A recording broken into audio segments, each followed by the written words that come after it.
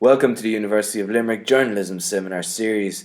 This week welcomes tSíthigh and RTE video journalist Seán Mac. Really delighted to welcome Seán Mac from RTE, Nuacht and tSíthigh here to give the third seminar in current issues in Irish media to the University of Limerick students today. I've asked Seán to come and talk to you because he's one of the pioneers in mobile journalism in RTE. He was the first RTE journalist to actually upload a news package from an iPad 4. Is that correct? iPhone 4. So he sort of set the trend, and really why it's important for you is because this is the way the industry is going. You are all going to have to be mobile journalists, and he's going to talk to you about how he works, give you some demonstrations on how to look the equipment, and show you how we actually put packages together and how you tell stories on video. So I'd like you to give him a warm welcome. Thank you very much. Thanks for having me. I'm going to try and keep this as informal as possible. Basically, I work as a video journalist. That's my official title. Some of you are probably familiar with the term. I work alone, so I basically source, shoot, edit and voice my own stories.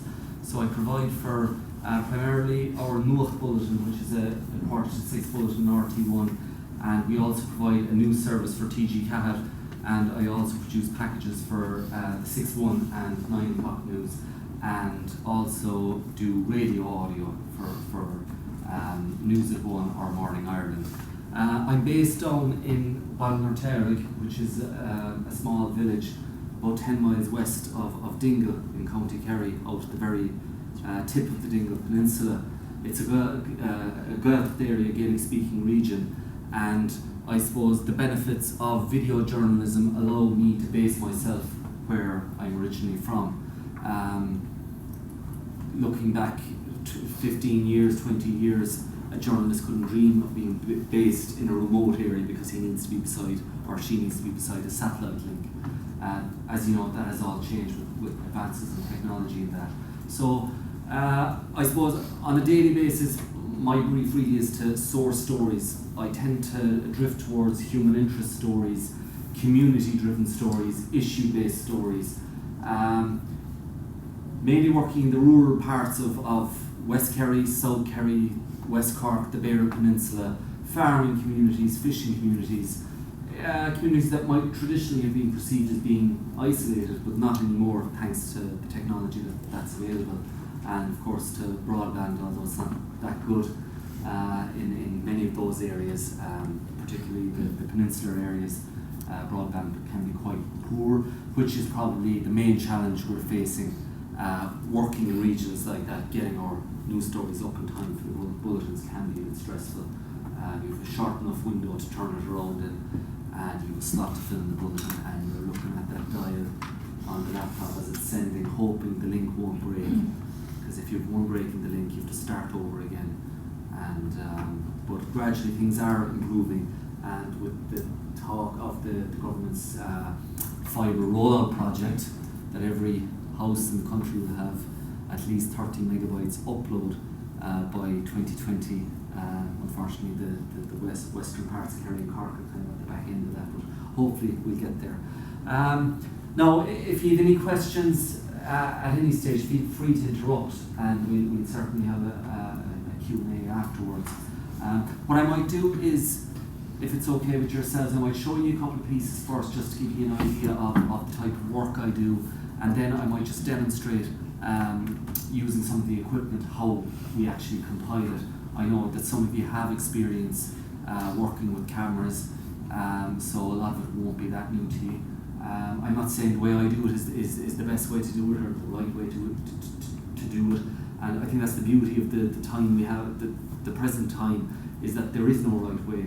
There's a lot of experimentation happening, and you see a lot of, I suppose, stylistic approaches by different journalists, video journalists, in how they tell stories. So this is just the way I do it. Obviously, it's not perfect.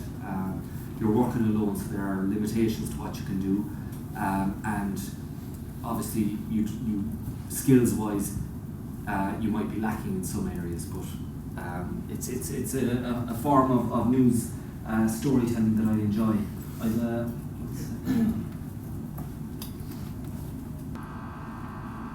Okay, the first one I'm going to show here, it's a rural-based story, and I think it kind of illustrates how you can tell a national story at a very local level, which I would see as the kind of kernel of video journalism.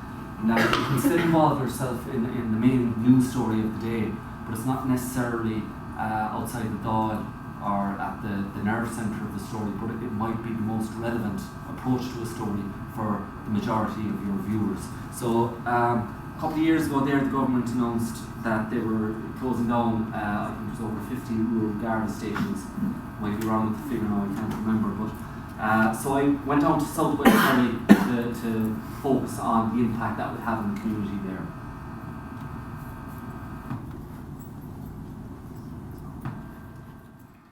Look, I've no fear, look. See that, look? It's got a 4-pound pike. It's 8 months since thieves pushed their way into McMurphy's home, I'm ready, look. If anybody that'll come to me, you'll get that. forcing him to hand over all his savings. I got a hammer here, look. McMurphy's story is one of rural isolation and ever-increasing crime. The closure of rural Garda stations today provides little comfort. He asked me, where do you keep your money in your pocket or in the house? Our head class, he was right behind me, and what he had done was, he'd followed me in, and he put his hand around me. He was a professional. Ballinskellig's Garda station is one of 4 closed today in southwest Kerry, very much against the wishes of the local community. Especially farmers living on their own, they're very much afraid of their livestock and their machinery being stolen. I know all people then, especially when they get their headage checks back in the end of the year, they're very much afraid, and they don't want to put it into the bank, and they're having it at home, and a lot of it has been stolen then from them. Valentia Island station has also been closed, though concerns here aren't as pronounced. They'd prefer if it was there, put it that way. But then again, if anything does happen, we have the Portmagee Garda station right at the mouth of the bridge there, so that during the winter, when these things are most likely to happen, the way out of the Garda barracks in Portmagee are situated right there at the mouth of the bridge. Look at that. McMurphy mightn't have the benefit of a bridge to protect him from thieves, but he's certainly willing and able to defend his home. He'll get that. Seán Mac, RTE News, the Iveragh Peninsula. I'm not afraid of nothing. Okay, so that's kind of a very local-based story, reflecting a national story which was very topical on the day. Another genre then would be kind of personal stories, feature stories, and I like to focus on individuals quite a bit. I have a nice one here if I can find it. The Blasket Islands, I don't know if any of you are familiar with the Blasket Islands, but they were evacuated in the 50s. The last island, the Great Blasket, was evacuated. There was one child left on the island, Garrod Ceist Ó Catháin, and the story will tell itself, but he became a celebrity at the time because of news coverage. So he had just published his memoirs, and I decided to do a news feature on it.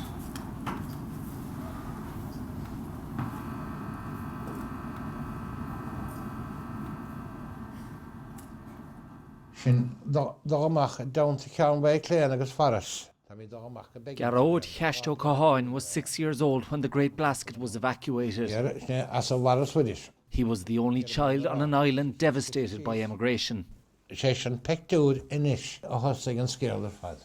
When a journalist and a photographer visited in 1948, the little boy became the focus of international attention. And the headline that appeared in the paper then, the loneliest boy in the world, he has only seagulls for playmates, which was bloody hilarious at the time, I'm sure, you know. It was syndicated all over the world.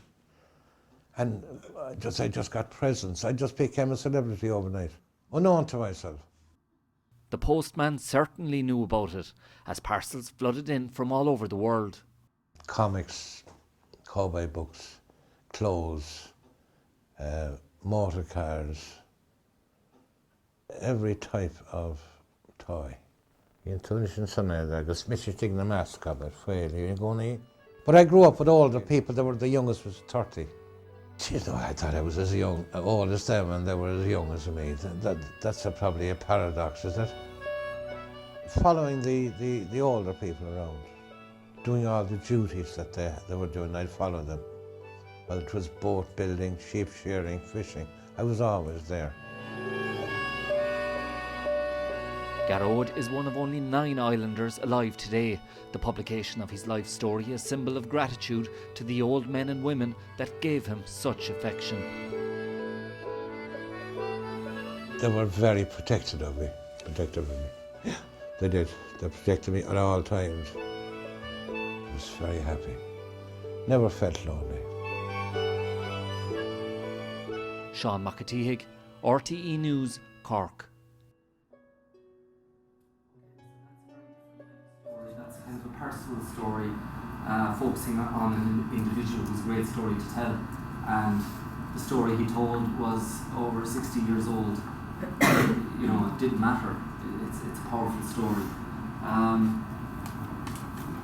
Just to run through the kit, this is the basic kit I use. It's called an EX3 Sony camera. And as you can see, it's a lot smaller than your standard broadcast camera. And the main reason for that is simply that you're working alone and you need to be able to travel relatively lightly. So you've got the camera, you've got your tripod, which is extremely important, and then you've got a set of radio mics. Have many of you worked with audio and camera equipment? Yeah? Okay. So you have a good grasp of the basics. Obviously, you can do almost anything a traditional camera crew can do as a video journalist. So, news reports, we'd say if you were to construct a news report, you've obviously got your interviewees, you've got your shots, you've got your script. Welcome Seán Mac and tSíthigh from RTE Nook and tSíthigh here to give the third seminar in current issues in Irish media to the University of Limerick students today. I've asked Seán to come and talk to you because he's one of the pioneers in mobile journalism in RTE. He was the first RTE journalist to actually upload a news package from an iPad 4. Is that correct? iPhone 4. So he sort of set the trend, and really why it's important for you is because this is the way the industry is going. You are all going to have to be mobile journalists, and he's going to talk to you about how he works, give you some demonstrations on how to look the equipment, and show you how he actually put packages together and how you tell stories on video. So I'd like you to give him a warm welcome. Thank you very much. Thanks for having me. I'm going to try and keep this as informal as possible. Basically, I work as a video journalist. That's my official title. Some of you are probably familiar with the term. I work alone, so I basically source, shoot, edit and voice my own stories.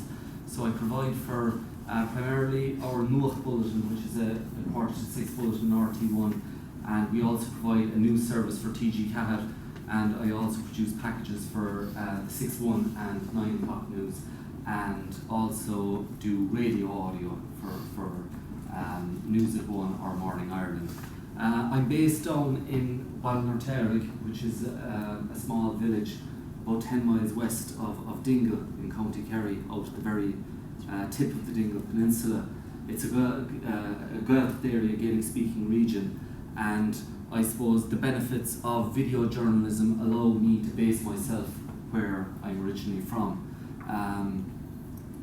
Looking back 15 years, 20 years, a journalist couldn't dream of being based in a remote area because he needs to be beside, or she needs to be beside, a satellite link.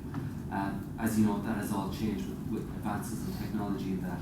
So I suppose on a daily basis, my brief really is to source stories. I tend to drift towards human interest stories, community-driven stories, issue-based stories. Mainly working in the rural parts of West Kerry, South Kerry, West Cork, the Beara Peninsula, farming communities, fishing communities. communities that might traditionally have been perceived as being isolated, but not anymore, thanks to the technology that's available, and of course to broadband, although it's not that good in many of those areas, particularly the peninsular areas. Broadband can be quite poor, which is probably the main challenge we're facing working in regions like that. Getting our news stories up in time for the bulletins can be a bit stressful. You have a short enough window to turn it around in, and you have a slot to fill in the bulletin, and you're looking at that dial on the laptop as it's sending, hoping the link won't break. Because if you have one break in the link, you have to start over again. And but gradually things are improving, and with the talk of the government's fibre rollout project, that every house in the country will have at least 30 megabytes upload by 2020. Unfortunately, the western parts of Kerry and Cork are kind of at the back end of that, but hopefully we'll get there. Now, if you have any questions at any stage, feel free to interrupt, and we'll certainly have a Q&A afterwards. What I might do is, if it's okay with yourselves, I might show you a couple of pieces first, just to give you an idea of the type of work I do, and then I might just demonstrate using some of the equipment how we actually compile it. I know that some of you have experience working with cameras, so a lot of it won't be that new to you. I'm not saying the way I do it is the best way to do it, or the right way to do it, and I think that's the beauty of the time we have, the present time, is that there is no right way. There's a lot of experimentation happening, and you see a lot of, I suppose, stylistic approaches by different journalists, video journalists, in how they tell stories. So this is just the way I do it. Obviously, it's not perfect. You're working alone, so there are limitations to what you can do, and obviously, you skills-wise, you might be lacking in some areas, but it's a form of news storytelling that I enjoy.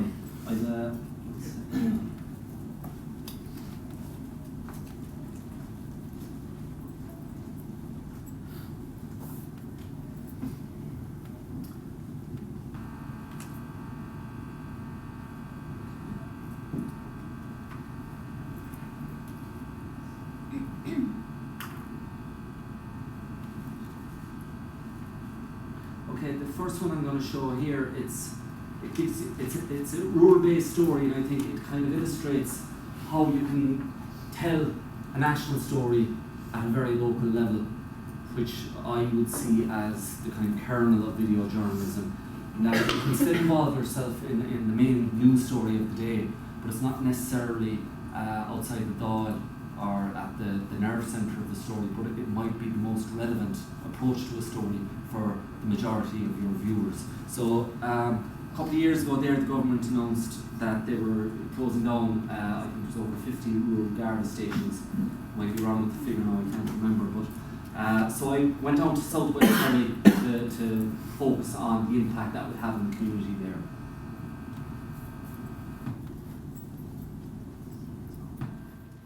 Look, I've no fear, look. See that, look? It's got a 4-pound pike. It's 8 months since thieves pushed their way into McMurphy's home, I'm ready, look. If anybody that'll come to me, you'll get that. forcing him to hand over all his savings. I got a hammer here, look. McMurphy's story is one of rural isolation and ever-increasing crime. The closure of rural Garda stations today provides little comfort. He asked me, where do you keep your money in your pocket or in the house?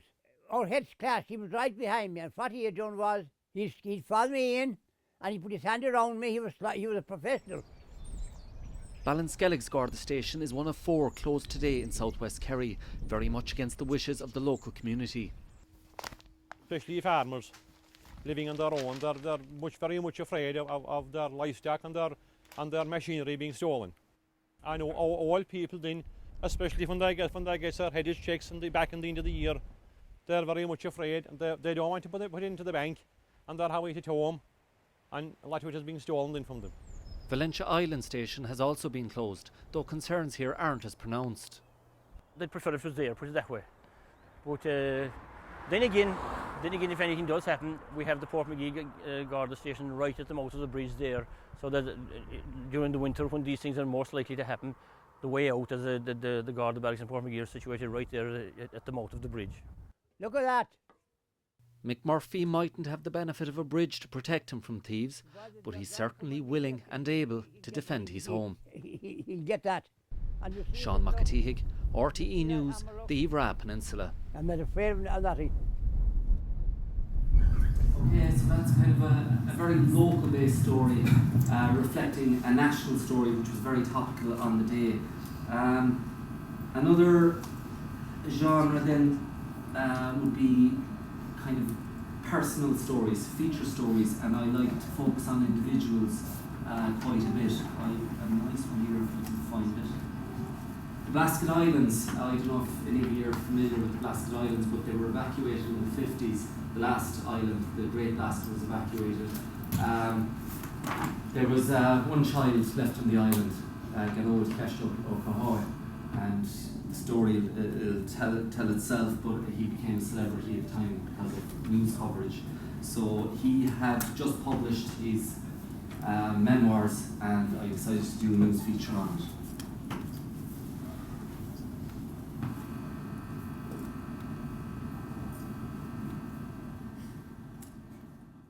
Sin dogach down to Cairn Bay Clan agus Forest. Garrod Cheist O'Cahoin was 6 years old when the Great Blasket was evacuated. As a Forest Swedish. He was the only child on an island devastated by emigration. Session pectud inish a hosting and scared of fad. When a journalist and a photographer visited in 1948, the little boy became the focus of international attention. And the headline that appeared in the paper then, the loneliest boy in the world, he has only seagulls for playmates, which was bloody hilarious at the time, I'm sure, you know. It was syndicated all over the world. And I just got presents. I just became a celebrity overnight, unknown to myself. The postman certainly knew about it, as parcels flooded in from all over the world. Comics, cowboy books, clothes, motor cars, every type of toy. But I grew up with older people. The youngest was 30. You know, I thought I was as young, old as them, and they were as young as me. That's probably a paradox, is it? Following the older people around, doing all the duties that they were doing, I'd follow them. Whether it was boat building, sheep shearing, fishing, I was always there. Garrod is one of only 9 islanders alive today. The publication of his life story, a symbol of gratitude to the old men and women that gave him such affection. They were very protective of me. Yeah, they did. They protected me at all times. I was very happy. Never felt lonely. Seán Mac, RTE News, Cork. Okay, so that's a very different type of story. That's kind of a personal story, focusing on an individual who's a great story to tell. And the story he told was over 60 years old. You know, it didn't matter. It's a powerful story. Just to run through the kit, this is the basic kit I use. It's called an EX3 Sony camera. And as you can see, it's a lot smaller than your standard broadcast camera, and the main reason for that is simply that you're working alone and you need to be able to travel relatively lightly. So you've got the camera, you've got your tripod, which is extremely important, and then you've got a set of radio mics. Have many of you worked with audio and camera equipment? Yeah? Okay. So you'd have a good grasp of the basics. Obviously, you can do almost anything a traditional camera crew can do as a video journalist. So, news reports, we'd say if you were to construct a news report, you've obviously got your interviewees, you've got your shots, you've got your script.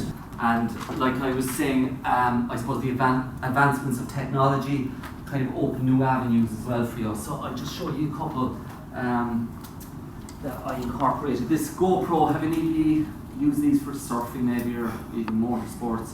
Yeah, they're great cameras, they're cheap.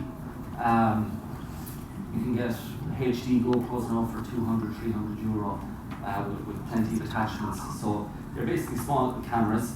You can attach them to helmet harnesses if you want, chest harnesses. This is one for sticking onto windows or onto a vehicle.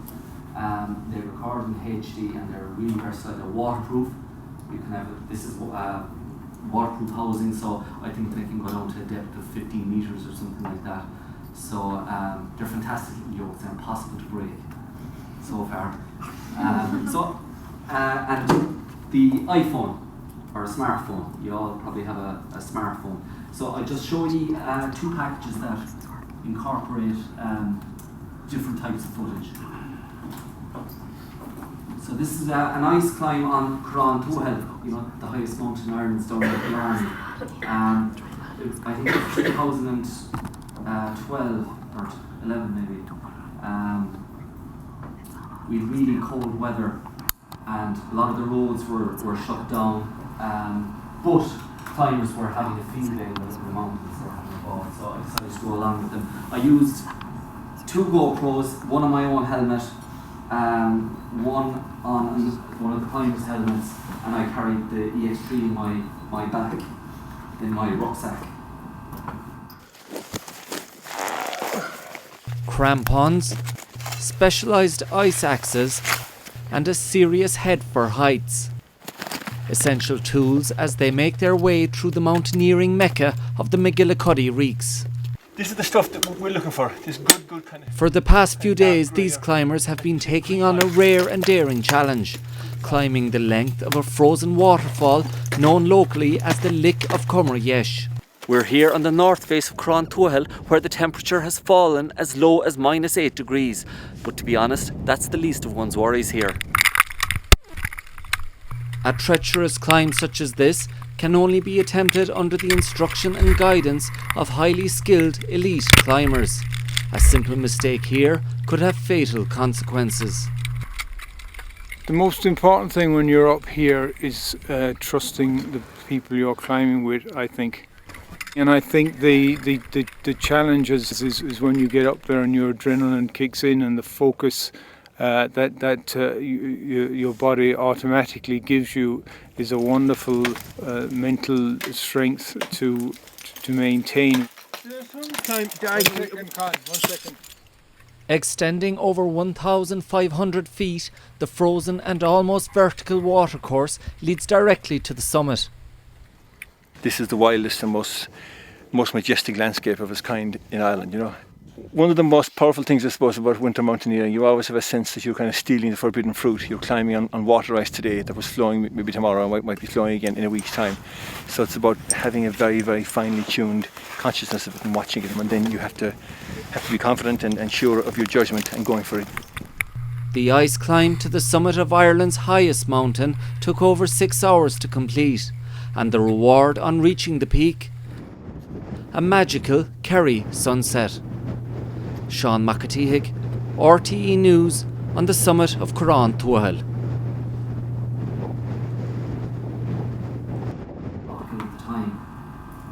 So I think a lot of video journalists kind of look out for that kind of approach, a human interest approach to something that's topical, and on that basis it's newsworthy, not in the traditional sense, but I suppose in the as regards providing something interesting for your news audience.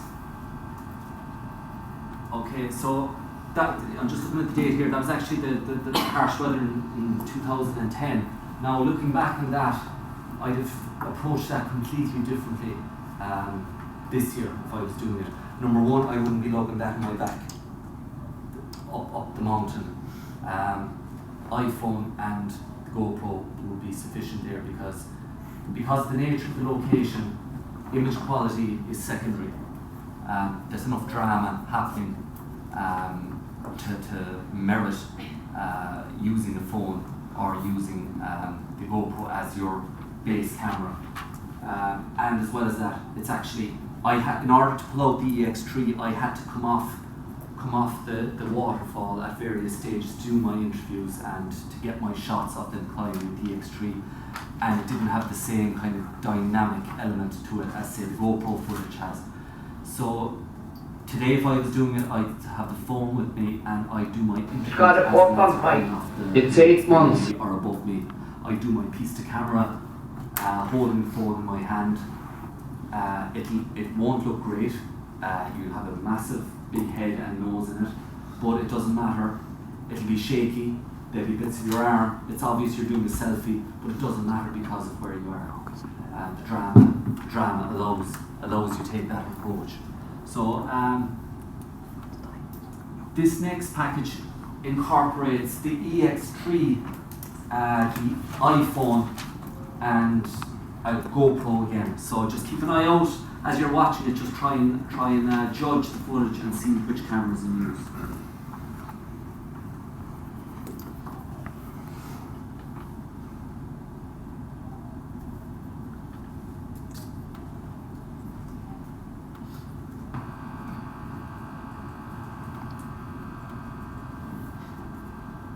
Up a fair bit, John. That's put on. It may look like flying as we know it, but without a very important component. There's no engine. However, we're told it's completely safe. We carry parachutes, yeah. A 4x4 Jeep and 600 metres of cable play a vital role. This is going to launch us. So begins a day of gliding over the Kerry Mountains. We've been coming to Inch now for, I think, more than 40 years. There's that challenge of being able to use the up currents of the air, be they either thermals or down here in Kerry where we have the wind blowing on the ridge. We use that up current to stay up in the air. And that's a wonderful challenge, and to succeed at that gives you a tremendous reward. To move out and try and position to fly. We're heading towards the ridge and I know the wind is coming at about 90 degrees to us. I'm edging in as close as I can to the ridge, always keeping an eye on our drift, and I'm looking around for other gliders at the same time because we're all trying to do the same thing. At the moment we're flying at just over 1,500 feet and we could potentially climb to 7,500 feet before air traffic control restrictions kick in. And the views here are just magnificent. Given the right conditions, the gliders can spend more than 5 hours on a single flight, exploring the fastness of the Kerry Mountains. And unless somebody talks to you on the radio, there's no noise and no distractions, and you can just commune with nature. Down below, tourists on the beach are in awe. It's spectacular. I think it's lovely. If I was younger, I might even have a go, I think. I envy the people that are doing it because I'm petrified of heights. The annual excursion to Inchstrand is the highlight for many in the Dublin Gliding Club, and while it may look daunting, for those involved, the concept is very simple. It's simply flying without an engine. Seán Mac, RTE News, Inch, County Kerry. Where the iPhone was used.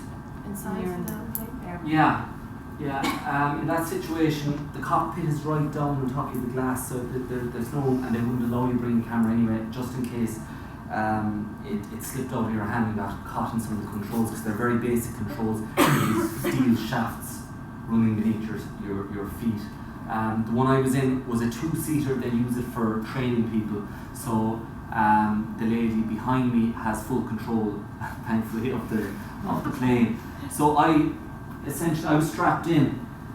So I did my piece to camera using the phone, using the standard audio off the phone. The audio was atrocious, but it doesn't matter because you're up in a plane and the viewer will accept poor audio in that situation. So I did the piece to camera like that, and I did my interview like that. Just took a chance and held it over my head and started shouting questions back at her. And then there was a small little hatch window, so I was able to stick the iPhone out over the wing to get the shots of the instructor sitting behind me from outside through the glass, and also just get some of the scenic shots as well. The GoPro then obviously was attached to the wing. Okay, so that gave a nice steady, high quality shot, smooth shot of the flight in progress. But I just decided to show you that, basically to illustrate how you can use different cameras in different ways and how it doesn't kind of detract from the overall piece. In fact, it adds to it. The fact that there are shapes in it, the fact that it does look a bit rough, actually I think adds to the feel of the piece. Any questions? On what you... Yeah? I've got one question. You said, like, for example, what you're doing with Connor, where you said you had the shot of the shovel, and then you kind of pan up and start the interview. Since you're the only one holding the camera and conducting the interview, do you have a lot of crowd of people looking down the lens? No, it comes with practice. I find you're up so close to someone, you don't have a zoom in action when you're this close to someone, so you've got a bit of room to play with. You don't need to look at the viewfinder. As you become accustomed to using your camera, it becomes part of you. So I know exactly what's in frame there, even though I'm not looking at it. So you kind of hold your head out. Yeah. So I look at Connor like this, and I'd be chatting away to Connor as I'm moving around. And when did you start planting the potatoes? Last year. Right. And so then I can move down, but I maintain eye contact. It's so important to maintain eye contact. Can be a bit difficult with this in your way, but you just have to. And quite often your shots end up having a bit of a slant on them. They're not perfectly framed interview-wise, but to be honest, I think it's more important to get quality, honest content from the interviewee. I find that if you actually make a big deal out of the interview, it can give you something that's very bland. I always try and avoid discussing the content of the interview with the person beforehand. The amount of people that have refused to do interviews with me, and I just said, look, I have a small camera in the booth. It's myself and yourself. If you're not happy with it, I'll give you my word, I won't use it. We'll give it a go, and if you're unhappy with it, I won't use it. And they generally will give it a go. And do many of them ask you to see the recording before it goes out?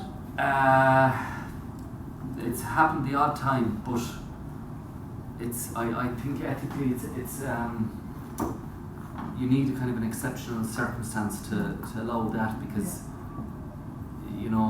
quite often we don't like to look for ourselves on screen anyway. For a start, so there's a risk there that they might pull it because they mightn't like the look of themselves, regardless of the content.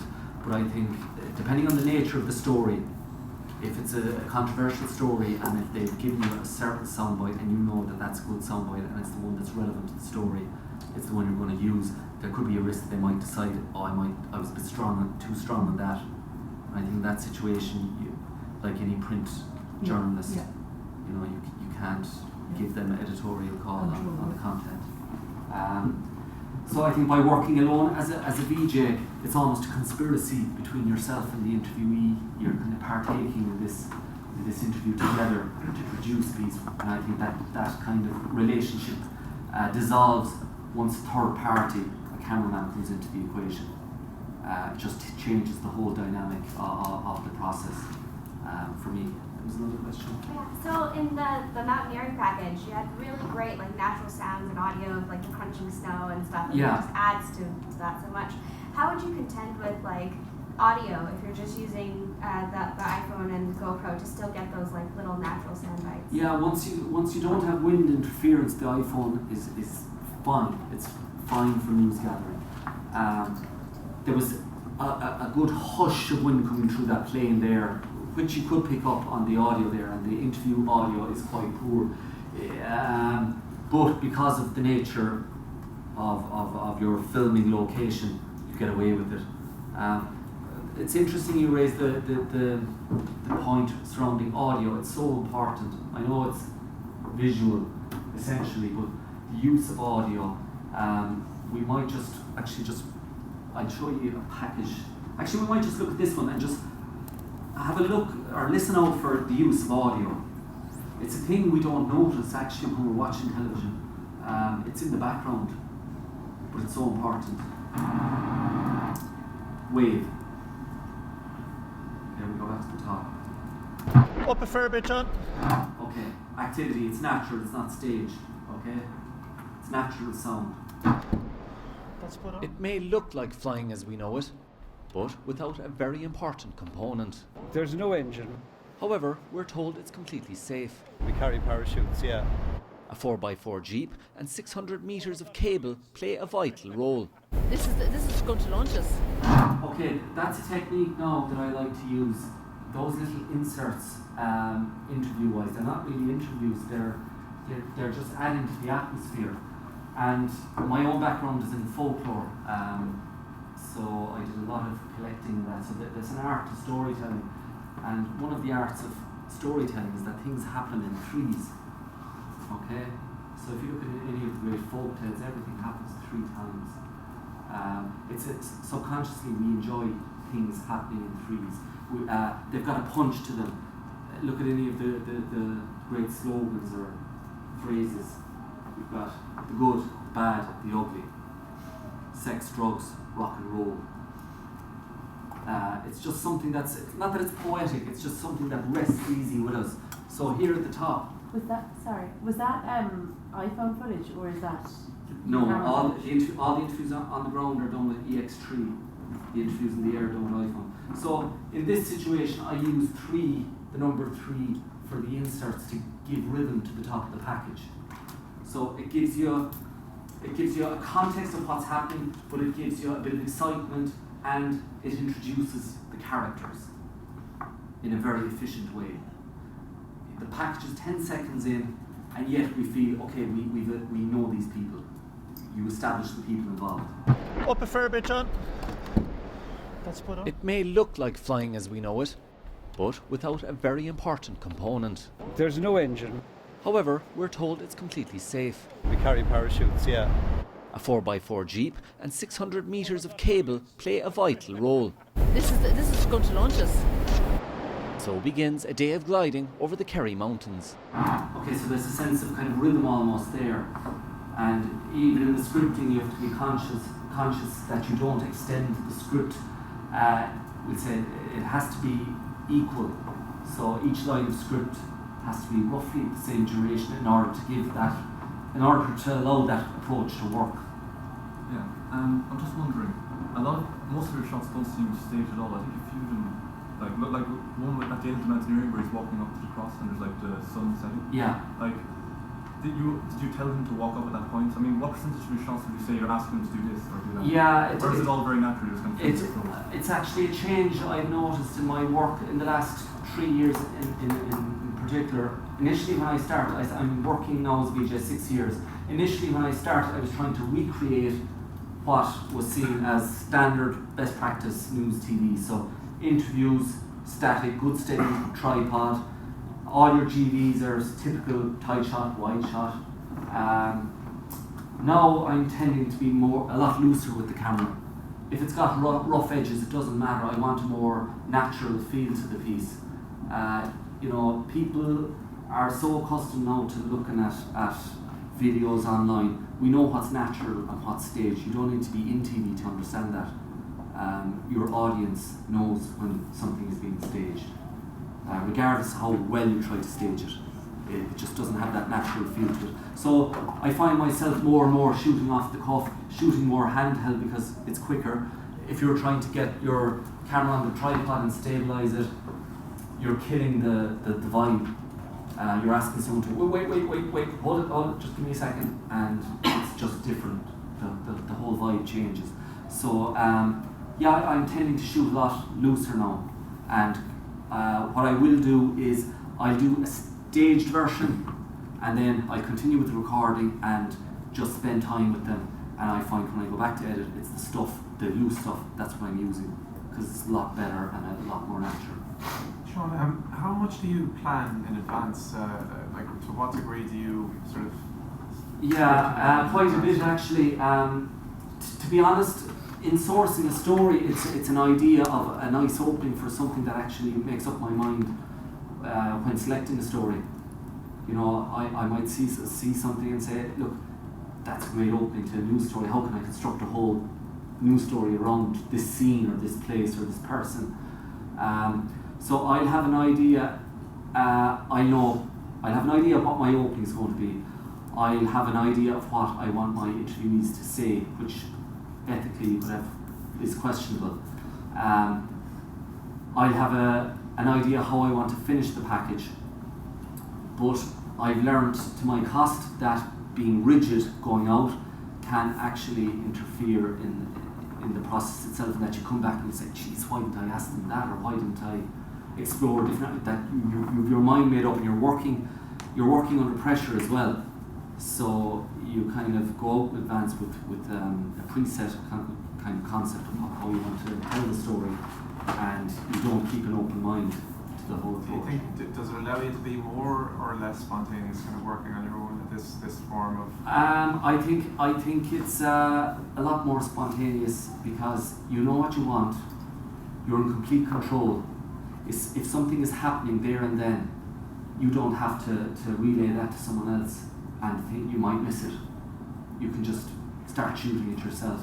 You know, that's the beauty of videos. I find when I work with crews, I suppose it's a bit unfair on the crew as well. Obviously, they're technically a lot better on a camera and produce beautiful audio, but it has to be a structured approach then, because you have to tell the camera person exactly what you want, and that's where you lose the kind of dynamic element of telling the story.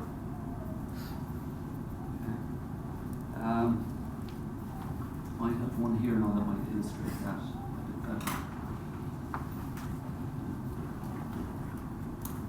Oh yeah, actually this one from the storms last year, that might be relevant to that. The shots are atrocious, they're shaky, they're all over the place,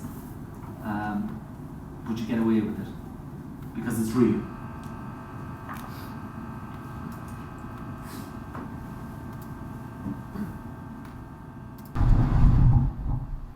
From Tralee to Slayhead, West Kerry has taken a pounding. Vicious gusts up to 130 kilometres an hour ripping through the peninsula. Communication and electricity lines blowing like ribbons, poles and trees floored. Oh, it's terrible altogether, Seán.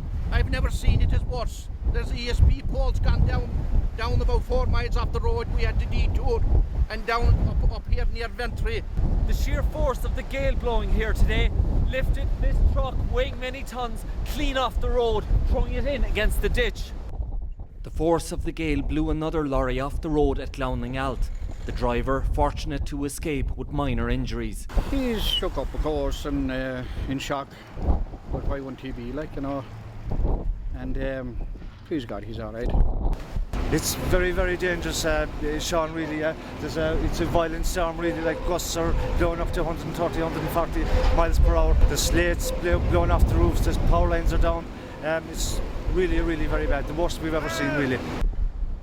A large section of a copper roof was blown off Corrick Church, while in Tralee extensive damage was caused to the Brandon Hotel. And here at Listellick, the force of the gale ripped the roof off the National School as children sat petrified inside. We noticed the roof was starting to lift, so we went across, we had an evacuation plan, and we put the children in twos, got them across safely into the main building, which is more secure.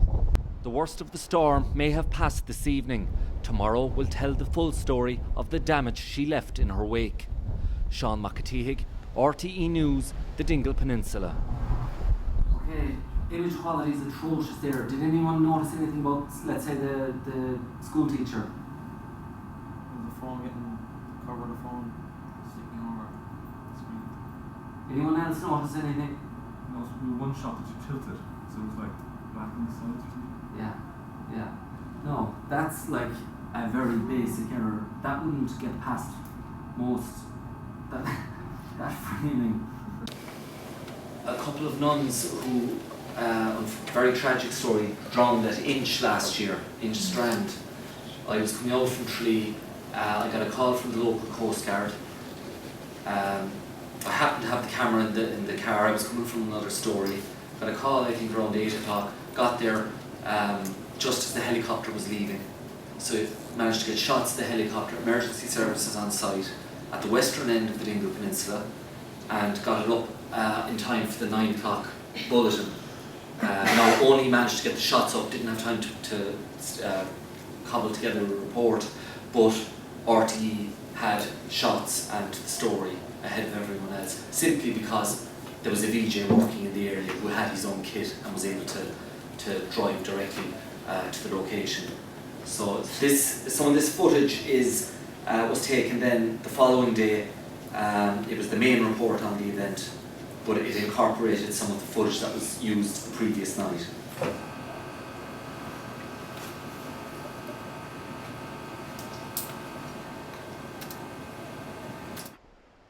An evening swim that turned to tragedy. Shortly after 7 p.m. yesterday evening, lifeguards spotted 2 women in difficulty close to the shore at Inch Strand. They were taken from the water by people on scene.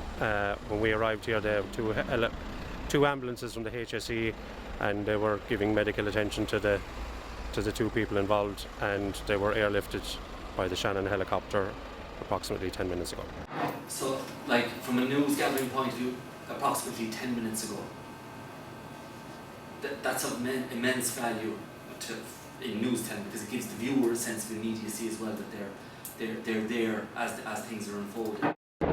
The women were airlifted to Kerry General Hospital in Tralee shortly after 8 p.m.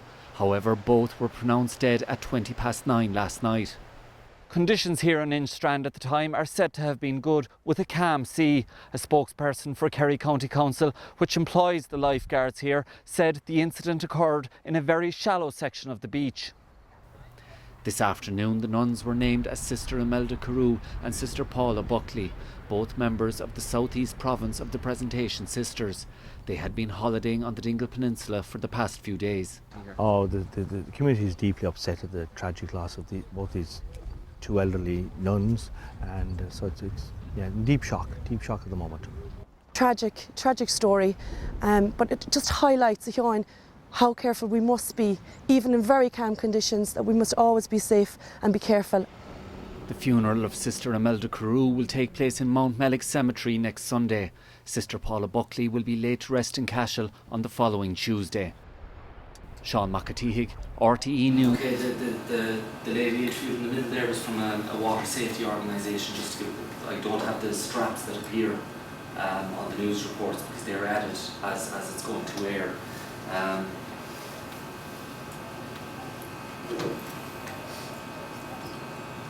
Okay, any questions? Yes? How do you ever end up editing in the fields? Do you have like a laptop to edit? Yeah, this laptop, this is the rucksack I use. It carries everything, camera, microphones, and there's a pouch at the back here that I can slide the laptop into. So it's happened on a few occasions, like with a tight turnaround. For example, there was a commemorative mass being held on the top of Mount Brandon, and just the time it was happening around 2 o'clock. I knew I wouldn't have enough time to get down off the mountain, have it edited and sent using West Kerry broadband, which is very slow.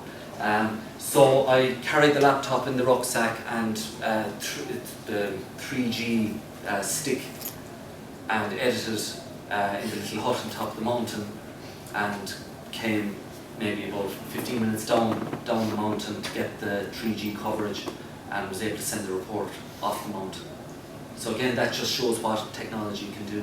And as well as that, I think an important thing is there might be stories you really, really want to cover, and there might be places that are very, very awkward.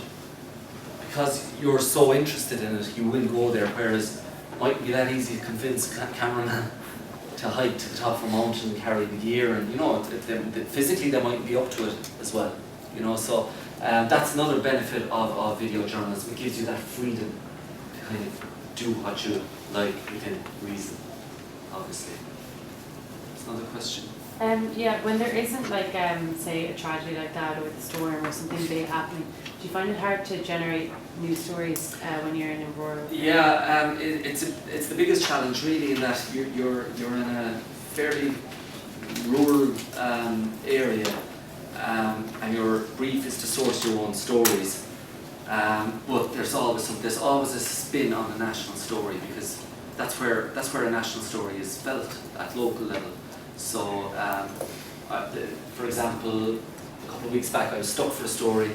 The Charlie Haughey series had just finished on RTE, and Charlie Haughey was a very frequent visitor to West Kerry. The family have an island in Inishvikilaw, and he kind of has a cult status in West Kerry for some reason. He's idolised in West Kerry. He gave them a lot of money. He did. He gave them a lot of money, built a marina and upgraded the harbour, and bought plenty of drink for fellas in the pubs locally. So I thought, might be nice, what do they make of the series in West Kerry? So it was a very simple concept, but you ended up meeting, I met some great characters, just ordinary people. There's 2 farmers inside the shed welding a wheelbarrow in dirty overalls, and they giving out stink about Terry Keane.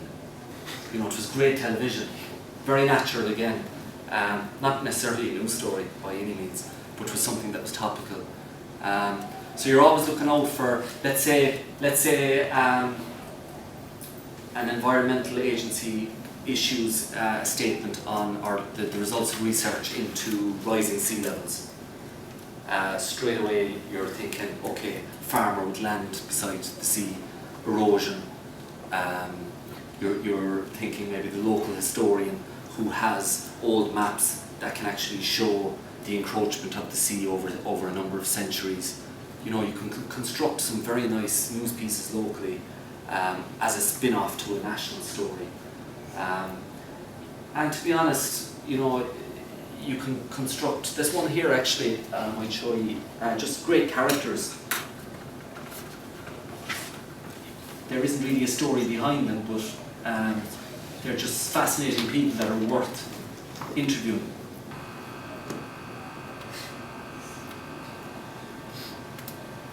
This is the cup now I'll be defending in Dáil Island, and I hope to bring it back to Banana again. It's been here 80 years and so proud I am to have it.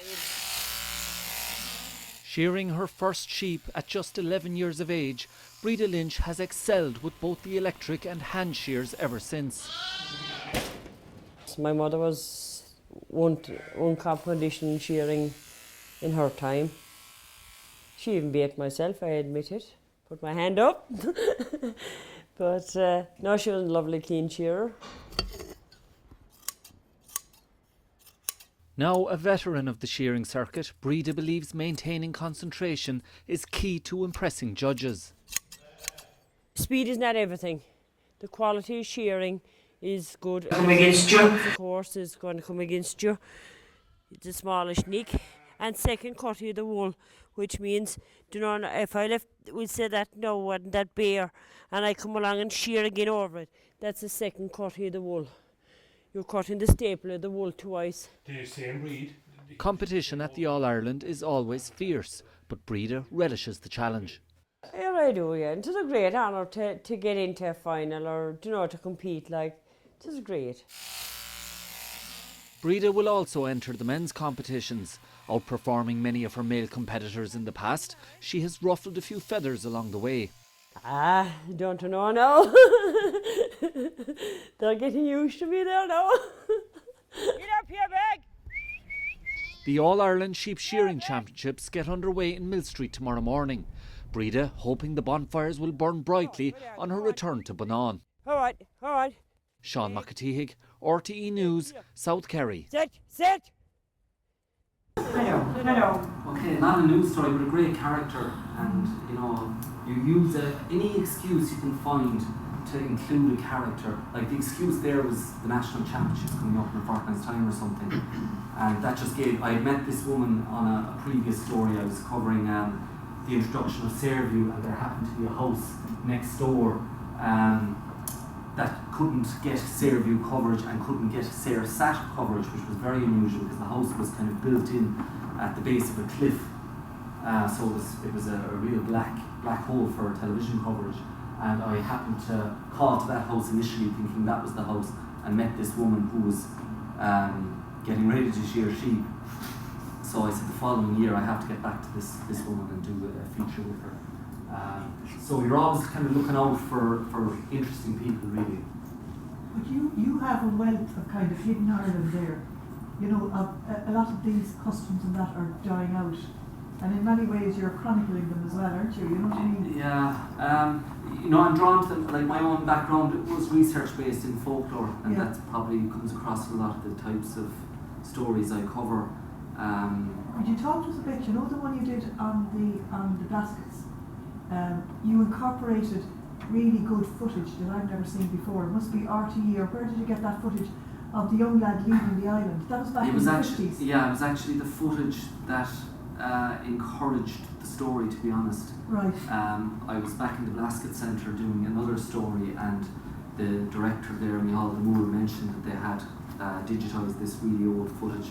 It was a parish priest had taken the footage in the 40s, 48 I think, and it was when I looked at the footage and saw the little fella, and he just stands out in the footage. You know, he's in the middle of these old black dark people, and he's this little beacon running around, and he was bringing out the book, but I knew, like, regardless, this merits a story simply because of that footage. Yeah. You know, so it might be a small thing that might sway you towards a story, and again, the content mightn't justify kind of an airing on national television, but you know in your heart and soul that visually or through the character involved that it will entertain the viewer, which I think should be primary to any kind of storytelling within news. It has to actually engage the viewer rather than spill a load of facts out into their sitting rooms. Okay, this is an interesting one. It's a take on weather again. So it illustrates how you can follow up on a story. So again, it's during a snowy period, heavy snowfall on Mount Brandon. They believed up to 500 sheep were smothered in the snow. So I did the story with farmers initially, and then a month later there was a thaw, and the farmers were looking for compensation. They were hoping that the department might be able to come in and compensate them on their losses. So I incorporated kind of footage from both occasions to make the single package.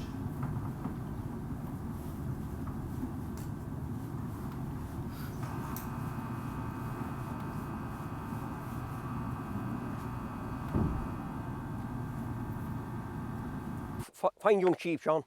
All torn apart by crows, and the whole carcass is torn apart now by crows and foxes. 4 weeks ago, Mount Brandon's sheep farmers were desperately digging, hoping to find some of their sheep still alive beneath a blanket of snow. As the snow retreats, however, sheep farmers like Mikey Joe O'Shea can now survey the damage caused to their flocks. There's a few more up there. There's a cliff up there. There was snow there fresh. They had no hope to come down onto it. They had no hope.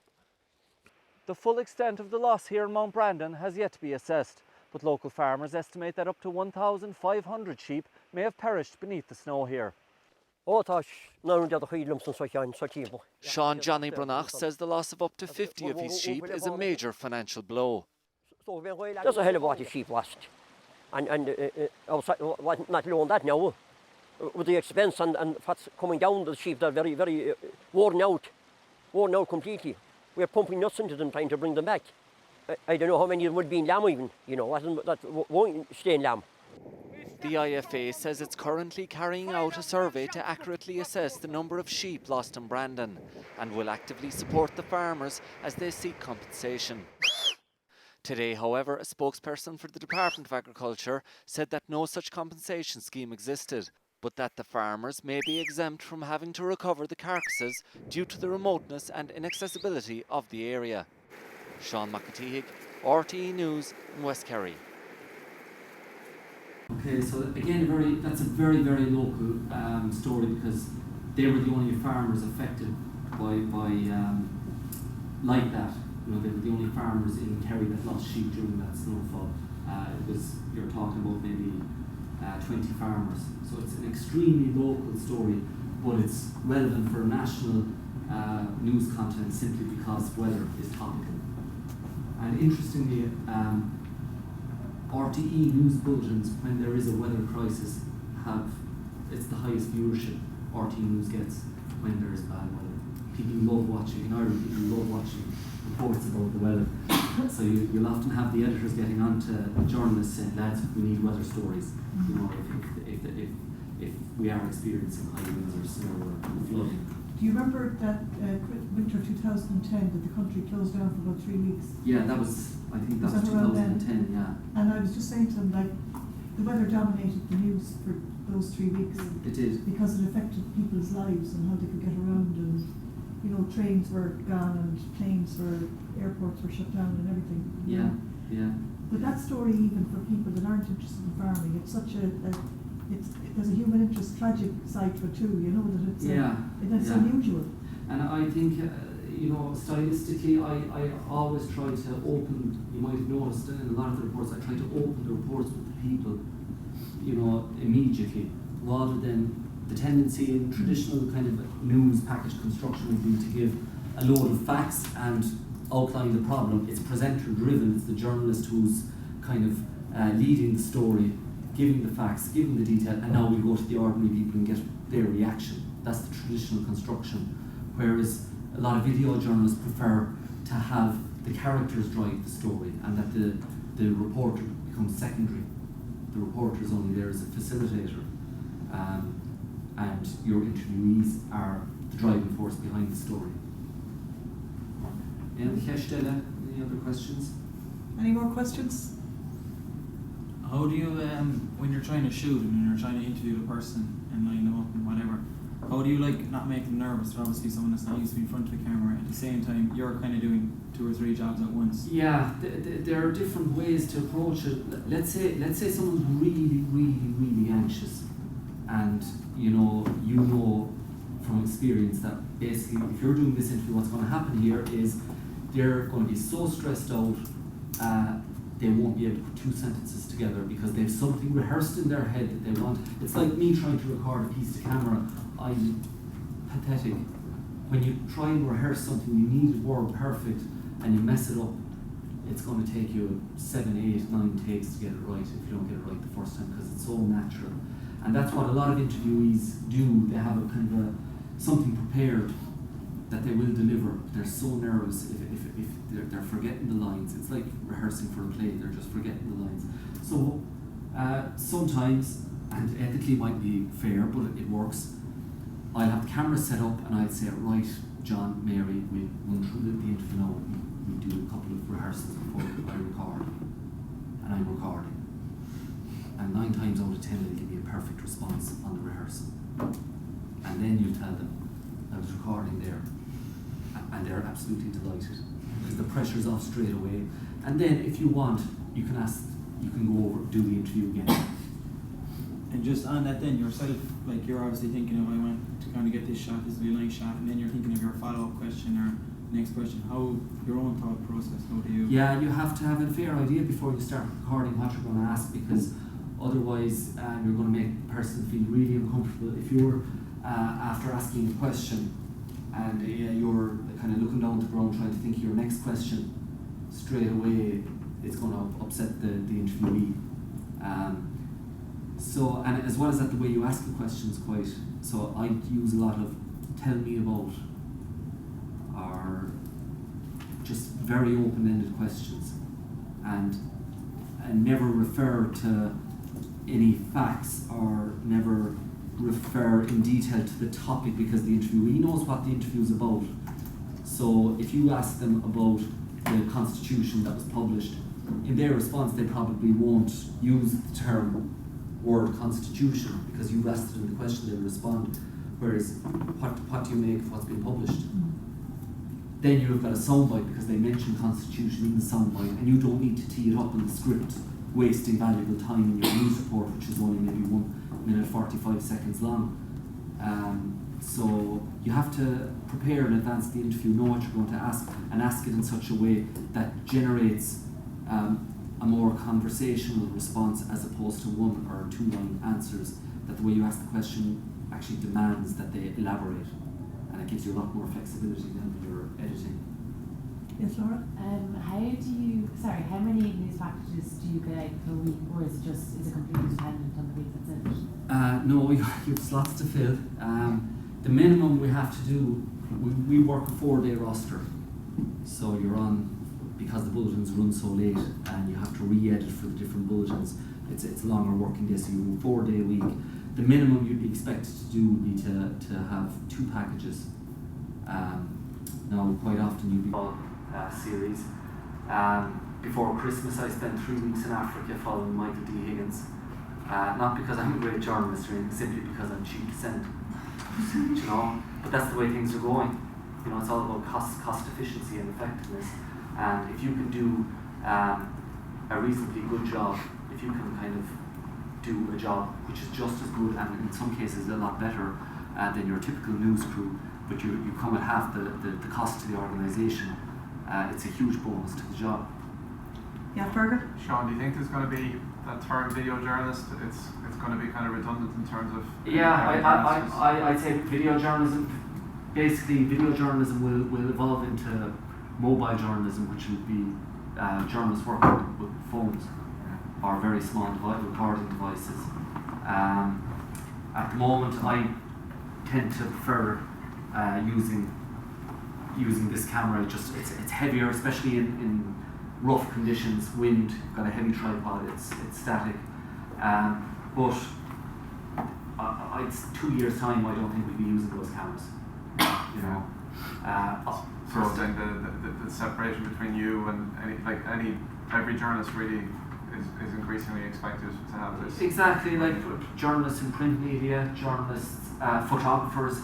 There's photographers in the Examiner who are voicing their own videos now, as they're reporting from the field. They're not just photographers, you know. Obviously, there has to be editorial checks in place to ensure you don't libel or slander anyone.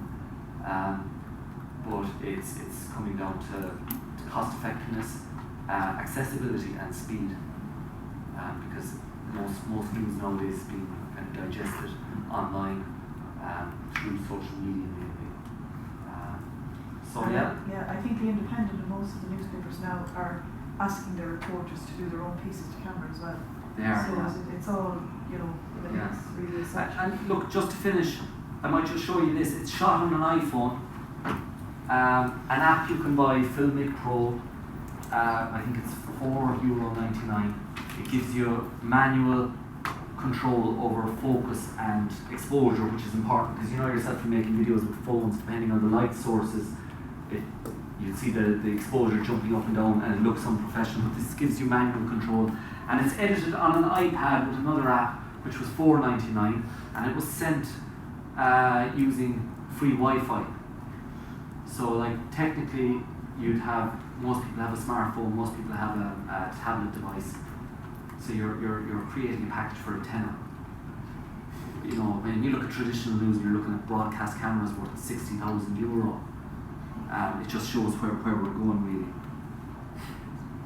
Now this is Oscailin, but you get the gist. It's a story about an old disused hospital which was previously a famine workhouse.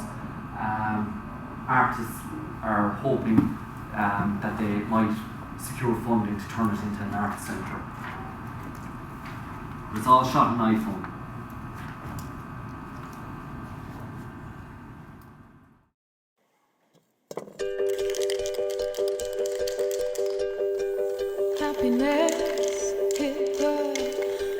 Alaíonn Stráide, ach tá sé seo tharbun an Mohan féir. Is gá bheith seftúil nuair a bhí an áisean a gabhain. Well, há sé bra mór dún ach bhín an chud gaonsa agus há sé sort dachar an obair dhéanamh because caithú fannacht go ditan an gléirís chun an spring dhéanamh agus le héad mar sin. Han chud smooth an seo agus níl sé rúnach dún rilí fannacht an seo. Ach tá réiteach na faibe atá dar leis na Halaíontóirí. Tógach teag na mocht sa daingan a nachtíoach sa 17 le teachta gair ar a súd a bhí buailte tréis an chorta bhuair. Bhí óspreal pobl a feimiúan ó 1922 le nó go nónacha arbhúna rig. Tá náitse folamh tréicethe agus tarachar spásan. Sé seo an blagnis faoin Seán Ospedéal. Tá Deirdre McKenna ar gine do bhuian Halaíontóirí atá mún feachtais.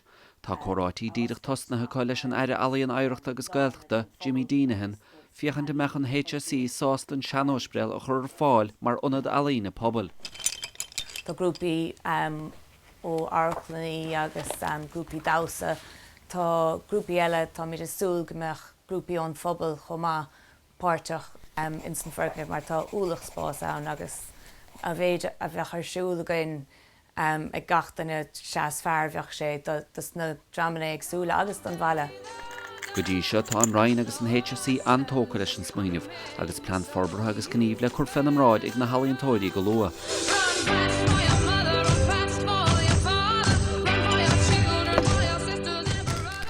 Tá an dagen agus chucuoine lán dalíontóirí, bheith sé go huntaachta me míiste fad ábal a tala céile fi dhéana bháin agus smítí a rain dadring agus chumáile sin ar gcuid a lína a haspáint an na fallíiste gan a bhheilin na fada sin sé sin goí le fad.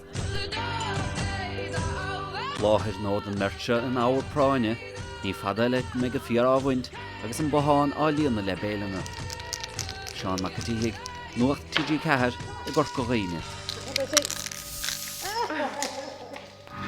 So that was all shot on an iPhone, and you know the quality was fine. You know, it's different if you're shooting documentaries, but a lot of documentaries are being shot on iPhone now as well. Basically, it comes down to just keeping the iPhone relatively steady so that it doesn't look totally amateur and homemade. And did you have a tripod stand for you? Yeah, there's a little adapter you can buy which gives you a facility to connect your tripod plate. You basically slide the phone into it and you can connect it then onto your tripod, so that allows you movement, but it can work on a light tripod like that just as well, depending on the environmental conditions. I might get you to just email me the names of those, you know, the app you said, yeah, the free app. that's fine. And so if any of them are interested in buying it, you know, I can pass it on to them as well, you know. Yeah, mic for that, Seán, as well, actually, that final one. What kind of, I presume it wasn't the internal? The which? The microphone. Yeah, the mic. This adapter has input jacks for radio mics. Okay. So it's basically the iPhone slides in, and there's a little internal connector in the attachment piece. The iPhone, it basically connects the iPhone to the attachment piece, which allows you to use your radio mics. Because the iPhone, the picture quality of the iPhone is remarkably good. And if you can add decent audio then to that, it's perfect for news coverage. But Seán, I'd really like to thank you. I think this is one of the best seminars we've had and informative for all the students, because they're all going out there into a world where they're going to have to become mobile journalists. So I'd like to give you a big thank you, and I suppose if I want to talk to you afterwards, we don't keep him too long. Okay, he'll take a few questions, okay?